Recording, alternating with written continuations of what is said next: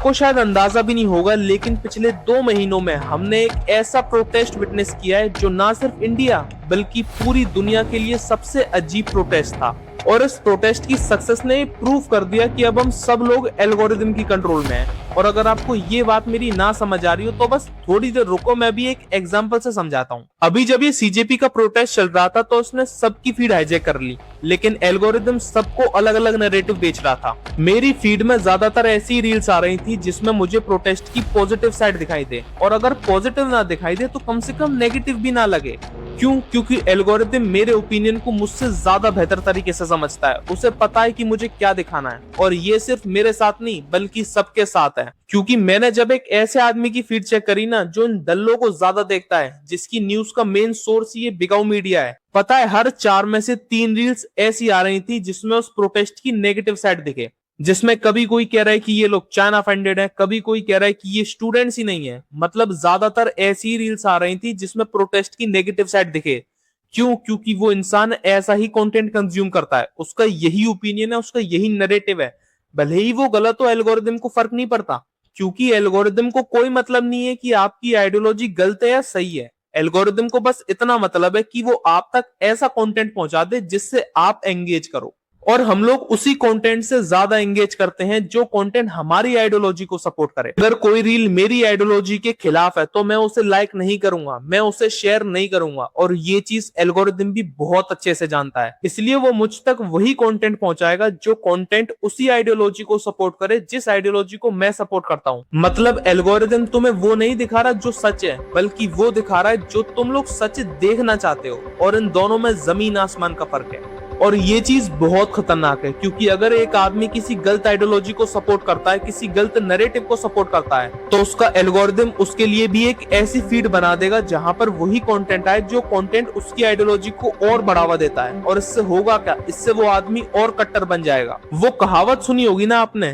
किसी झूठ को अगर 100 बार बोलो तो वो भी सामने वाले को सच लगने लगता है। बस वही मैटर इधर है। फर्क बस इतना है कि सोशल मीडिया का एल्गोरिदम 100 बार नहीं, 1000 बार नहीं, बल्कि एक झूठ को सच बना के आपको दिखाता ही जाएगा जिसका कोई एंड नहीं है। और इसका सबसे बढ़िया एग्जांपल हम सब ने अभी पिछले 2 महीनों में ही देख लिया है। मैंने जो आपसे वीडियो के शुरू में कहा था ना कि ये प्रोटेस्ट दुनिया का सबसे अजीब प्रोटेस्ट था, वो इसलिए कहा था क्योंकि ये प्रोटेस्ट एल्गोरिदम से ही शुरू हुआ, उसी से कंट्रोल हुआ और उसी पर खत्म भी हुआ।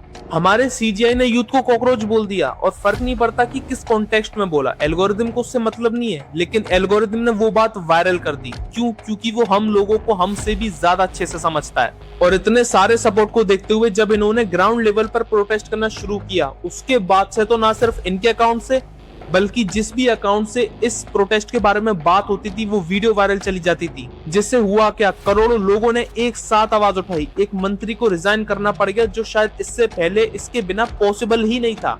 पर हम लोग इस बात को भी इग्नोर नहीं कर सकते कि एक छोटे से स्टेटमेंट को एक नेशन वाइड प्रोटेस्ट में बदलना सिर्फ इन लोगों के बस की बात नहीं थी। एल्गोरिदम ने एक बहुत बड़ा रोल प्ले किया इसमें, क्योंकि हमारी मीडिया ने तो इस प्रोटेस्ट को पूरा का पूरा इग्नोर ही कर रखा था।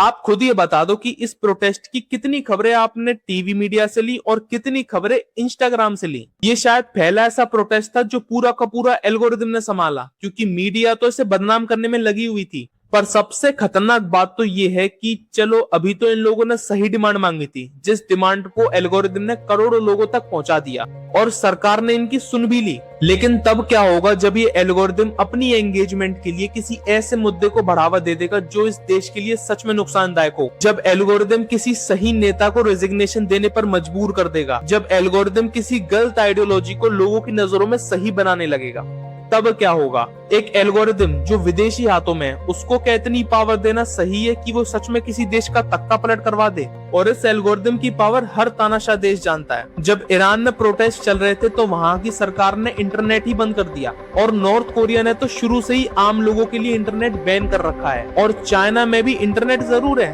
पर वहां पर सारे foreign social media apps ban है। यूट्यूब, इंस्टा, व्हाट्सएप, फेसबुक कुछ नहीं चलता होता।